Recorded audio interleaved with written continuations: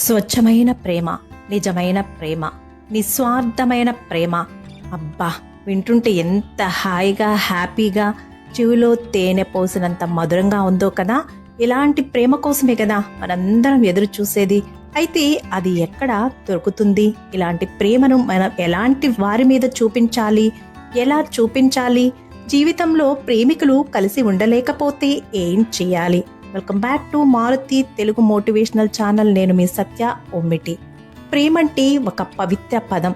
దీనిలో స్వార్థం ఉండదు, ద్రోహం ఉండదు, మోసం ఉండదు, దగ అసలే ఉండదు.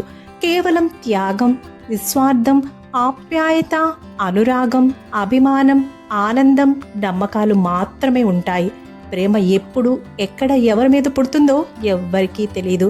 ఒకసారి మాట్లాడితే పుడుతుందా, లేదా ఒకసారి చూడగానే పుడుతుందా, లేదా స్నేహంతో మొదలై తర్వాత ప్రేమగా మారుతుందా, పెళ్లి తర్వాత కూడా ప్రేమ పుడుతుందా అనేది ఎవ్వరూ చెప్పలేరు.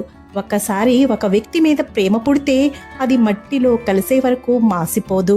ప్రేమ ఒక ఆరాధనా భావం. దానికోసం ఎక్కడికైనా, ఎంత దూరమైనా వెళ్ళాలి అని అనిపిస్తుంది, ఏదైనా చెయ్యాలి అని అనిపిస్తుంది.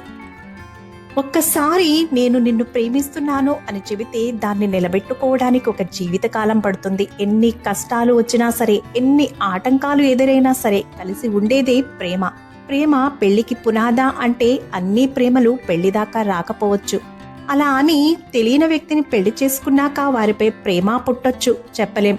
ఒక వ్యక్తిని ప్రేమించాక దూరమైతే ఆ నరకం నరకం కాదు, కానీ దూరం మనిషికి మాత్రమే, మనస్సుకి కాదు. ప్రేమించిన మనిషి ఎక్కడున్నా, ఎవరితో ఉన్నా, ఎవరి కోసం బ్రతుకుతున్నా సరే ఆ ప్రేమ తగ్గదు, మారదు. నిస్వార్థ ప్రేమ ఎప్పుడూ నిజాయితీగానే ఉంటుంది. సంతోషాన్ని, బాగుని మాత్రమే కోరుకుంటుంది.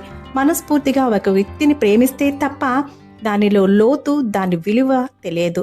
కపటం లేని ప్రేమ కంటికి దూరమైతేనే మనస్సుకి ఎప్పుడూ చేరువుగానే ఉంటుంది. ఏదో ఒక టైంలో గుర్తుకొస్తూ, గుర్తు చేస్తూనే ఉంటుంది. మలినం లేని ప్రేమ మనస్సుని తాకి తీరుతుంది.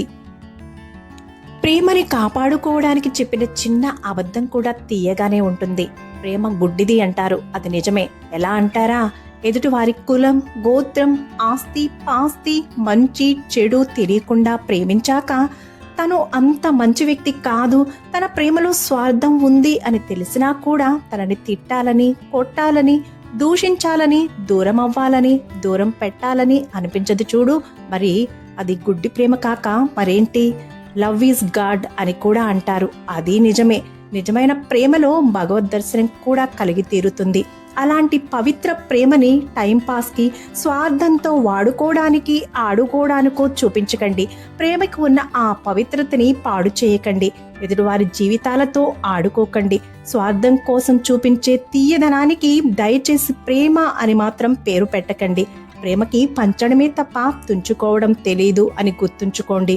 నా ఈ రచన ఎలా ఉందో కామెంట్ చేయండి. మళ్ళీ మరో మంచి వీడియోతో కలుద్దాం. Keep smiling. Please subscribe.